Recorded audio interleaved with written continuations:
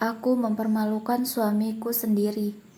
Baru saja putraku lahir, baru saja 1,5 tahun menikah, tapi suamiku sudah mendua di belakangku.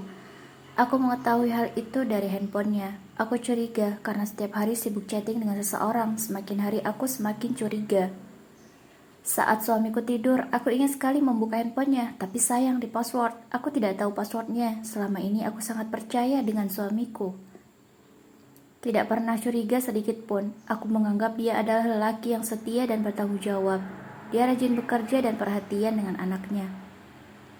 Jadi, aku tidak menaruh pikiran negatif. Tapi akhir-akhir ini dia berbeda. Sering pulang telat, sering senyum sendiri saat chatting, sering berangkat lebih awal. Semua tidak seperti biasanya. Aku jadi sangat khawatir. Apalagi ayahku bukan lelaki yang setia. Dia selalu mengkhianati ibuku. Dia selalu berpesan kalau tidak ada lelaki yang setia, termasuk ayah. Jadi hati-hati dengan laki-laki. Kamu harus bisa menerima dan tetap menjadi istri yang baik.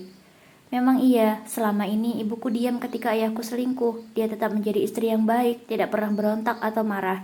Dia tetap patuh pada ayah.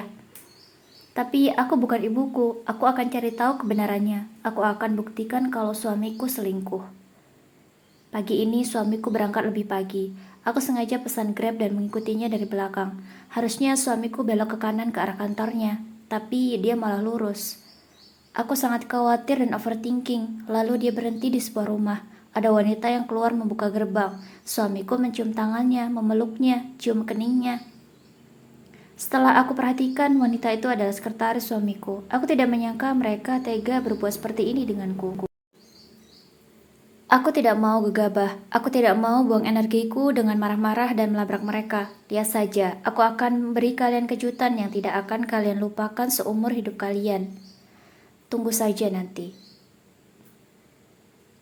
Setelah pulang kerja, aku begitu muak dengan suamiku. Dia datang membawa kalung sebagai hadiah. Memang benar ya, kalau lelaki habis buat salah, dia akan beri hadiah untuk menutupi kesalahannya.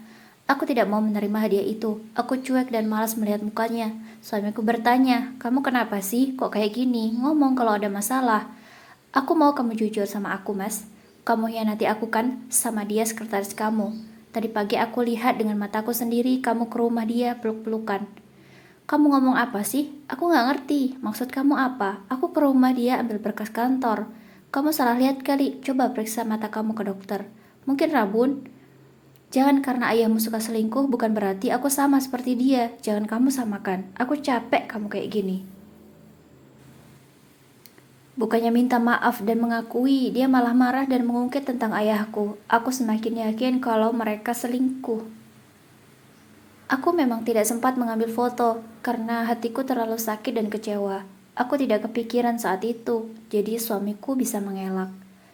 Dia berusaha minta maaf dan memohon agar tetap baik-baik saja. Aku pura-pura memaafkannya, tapi lihat, ada kejutan untuk kalian. Besoknya, aku memberi undangan ulang tahun ke semua pegawai di kantor suamiku, termasuk wanita itu. Aku diam-diam tanpa sepengetahuan suamiku. Tiba di hari H, aku berusaha tetap mesra dan baik dengan suamiku, sebelum aku melakukan hal yang tidak akan mereka lupakan. Di acara itu, aku umumkan pada semua orang kalau suamiku punya wanita spesial, yaitu Dira, wanita simpanan suamiku. Tentu semua orang terkejut termasuk mereka berdua. Suamiku malu dan marah padaku. Katanya, aku bicara omong kosong. Aku tertawa puas sudah bisa meluapkan emosiku dengan cara ini. Aku pergi dari acara itu dengan wajah kebingungan para tamu.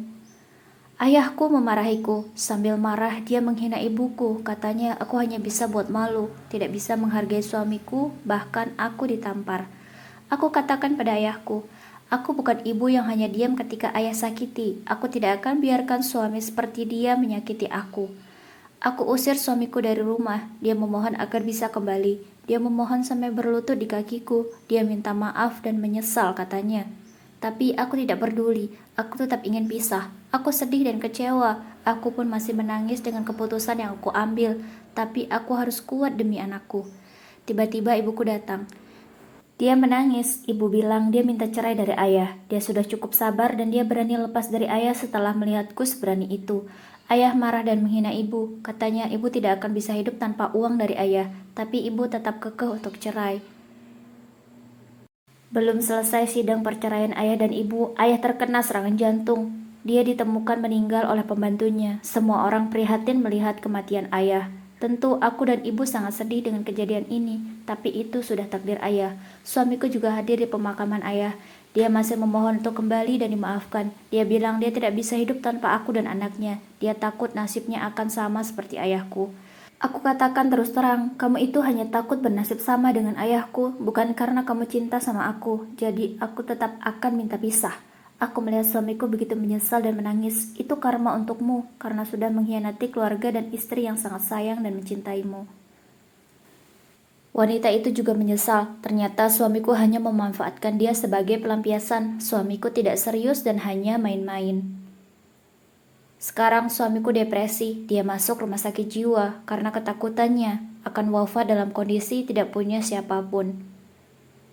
Setiap hari dia hanya berucap takut mati sendirian, gak punya anak dan istri. Aku takut. Aku sebenarnya kasihan, tapi ini resiko dari perbuatan yang kamu lakukan, Mas. Semoga kamu lekas sembuh.